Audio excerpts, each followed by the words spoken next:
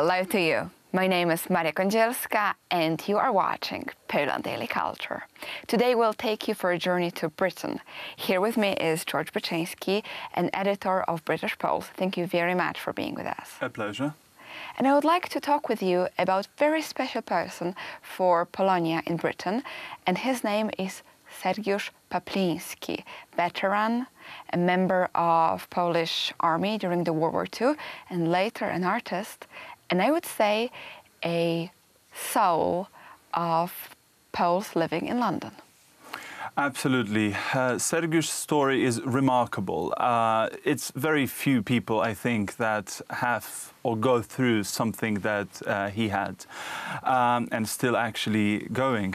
Sergiusz is still with us, being 93 years old. And his story started when he was 14, 15 years old, when he joined the partisan unit. At that time, it was quite a challenge. You know, think about yourself or myself. What were we doing when we were of that age? I don't think we would take weapons, go to the woods and live in the forest fighting for Poland. And he was in the Union of Szary. I would say with a challenge, because they had a lot of very difficult tasks, which for a 15-year-old boy was a lot. So what he was doing there? Absolutely. They didn't want to accept him at first. They said they will not accept the child into the ranks. But Sergiusz was very brave. He said, "What is the difference?" And he was speaking to this commander, his leader, Szary, and he asked him, "What is the difference between us? Because if we take pistols in our hands, we can check ourselves and we can do a little test." So he was very brave. He was in the mining unit. By that, I mean in the explosive group. So that was his specialization. And later on, he was in the execution groups.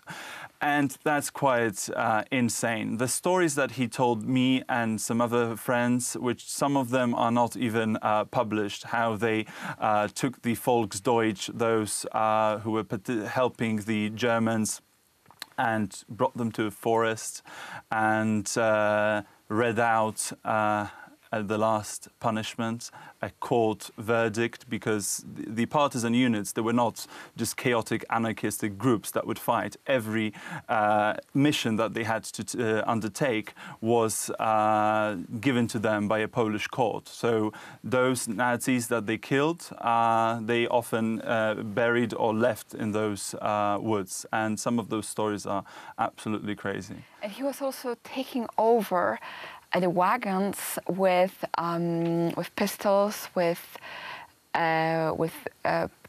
basically every military equipment which Germans were passing to Warsaw when the uprising started. Yes, that was part of what they were doing. They were taking over the trains with the deliveries of weapons.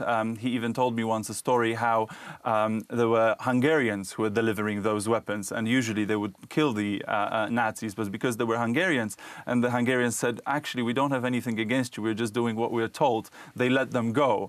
And even those Hungarians wanted to join Szary's unit in the woods, but of course that was slightly illegal, but they took over the weapons. So major disruption to the German military effort. But his story didn't end with the World War II. Since he traveled, when the war ended, he traveled through Europe and eventually ended up in London, in Britain. He is probably the last cursed soldier, a Polish cursed soldier living in the United Kingdom. By that, I mean he fought after the war ended. For many months, until 1946, he was in the woods, still fighting for Poland, still hoping that he would be freed. But the Soviet punishments were so severe, and they were really focused on catching and eliminating and torturing those partisan units. He decided to move to the West, and he and his unit dressed up in Soviet uniforms. That's how he managed to sneak out of the country. To Berlin, and then later on further to West, and eventually to London. But what's remarkable is the fact that he didn't stop fighting even in London, because he joined another group, and those are soldiers who were specially trained in order to be sent back to Poland. Yes, the Freedom and Independence Wien unit was especially trained to be ready for a potential World War III or some other actions against the Soviets to free Poland, essentially.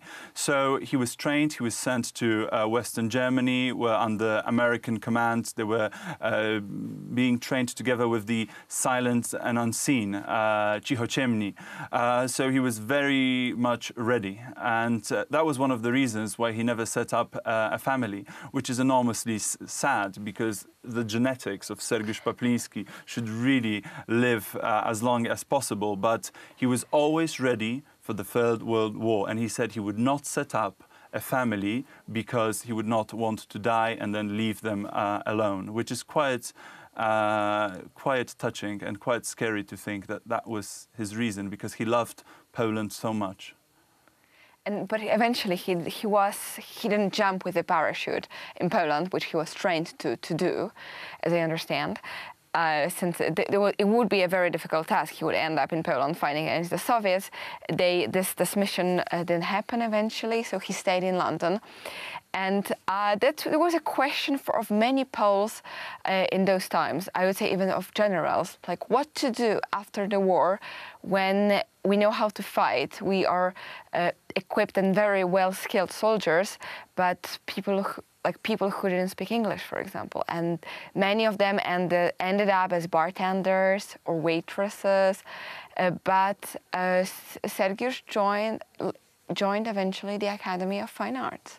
Yes, he really took on many jobs. He even worked in mines because he was an expert in explosives, and you would really, have somebody like that with such an experience to work in a mine. That was a brief period. He really took on many jobs, and he became an artist. He joined the school. There was a special fund by Tadeusz Burkomorowski, so they gave him the money for the art school. And here we will wrap up this episode and tell a little bit more about artistic path of Sergiusz Papliński in the next episode.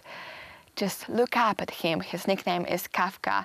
The story of Sergiusz is really, really remarkable. And thank you very much for watching Poland Daily Culture.